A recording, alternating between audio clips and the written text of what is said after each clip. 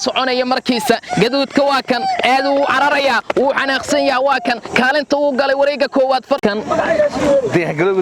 diyaar garowgii u dambeeyay ayaa soconaya labada fardood madowga waa la fuulay markan way bilaawanaysaa gudiga ayaa laga sugayaa inay ka dhawaajiyaan faraska madowga wuxuu diidan yahay inuu tartankan galabta aad ugu qayb galo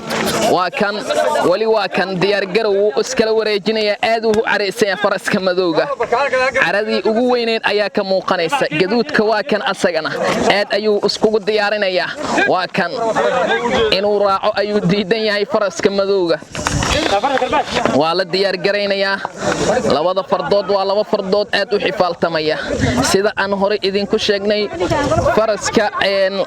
koowaad ama faraska gaduudka lagu magacaabo waxaa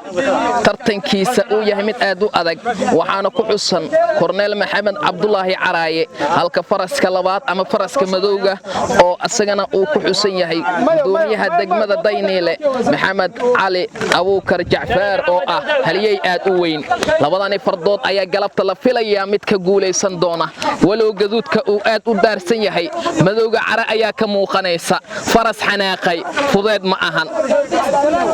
anu wanaagsan asxaabta durdur ayaa nagala socotaan galabta waxay ka shidan tahay halka fardaha ay ku tartamayaan lambarka koowaad hadii aynu eegno waxaa ku xusan korneel maxamed cabdulaahi caraaye oo ah faraska gaduudka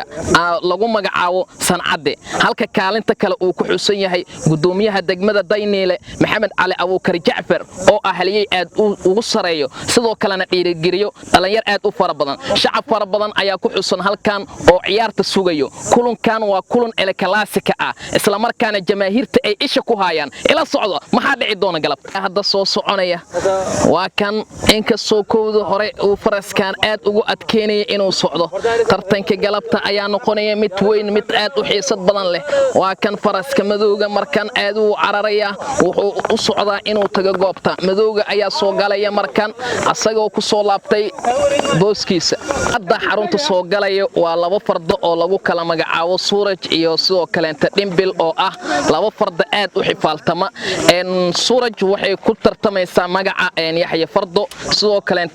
faraska lagu magacaabo Dhimbil Islaan Ciise ayuu ku tartamayaan waa tartan weyn oo aad xiisad iyo xamaasad badan u leh makarafoonka ayaan la qaadi doonaa inkastoo labada wiil ugu jooga dheer ay saaran yihiin soo dhow waan dhawahay walaal marka aad baad u mahadsan tahay oo kulleeytaba fagaar waa la jooga wixii la kala helaa leeyahay ay murtida farasta ay caan ku taa noo sheeg wallahi on fardalisku ma hay goob isku ma geeyaan marka kale waa ka haye dhinaca kale ayaan ka soo gudbeynaa Dhimbil soo dhow bismillaahir rahmaanir rahiim horta cantoosho markuu koobaad waa maasan tahay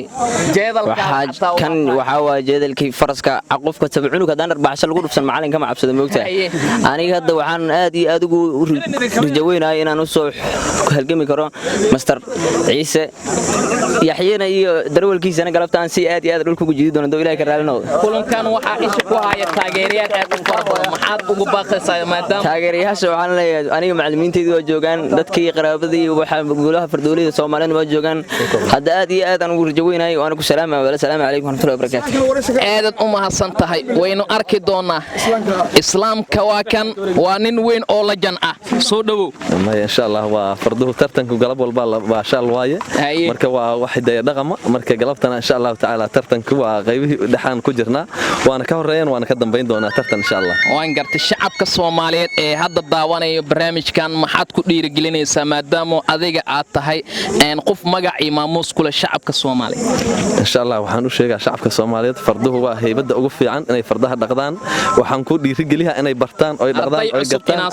arday cusub aan soo saarno hadda kuwa saaran waa kuwa inta lagu tababaray oo halkan lagu carbiyay haddana faytarada ugu dambeeyay aad u mahadsantahay tartankeena ayaan gali doonaa inkastoo waqtiga aad noo kulaalay nala socda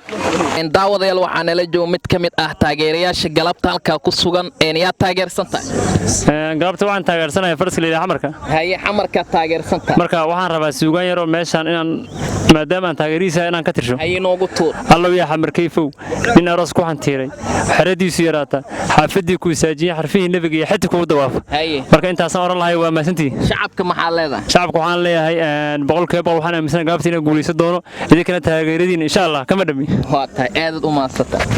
bulshadii banaadir ku nooleed dhibka ay ku qabeen electronic maanta waa ay tii ka baxeen oo Higsi online loo furo ala teleefankani waa kii saddexaad ee iga xumaada miyaadan ogeyn in aad iibsi karto teleefon noocii u dambeeyay oo waliba aad ku helayso habka online-ka ah adigoo waliba barta Facebook ku qorayo Higsi online waxyaabaha laga helo waxa kamid ah Higsi online iPhone Samsung Galaxy Samsung A10s Itel ayaad ka helaysaa wixii faahfaahin waxaad kala xiriiri kartaa telefoonada shaashada kaaga muuqda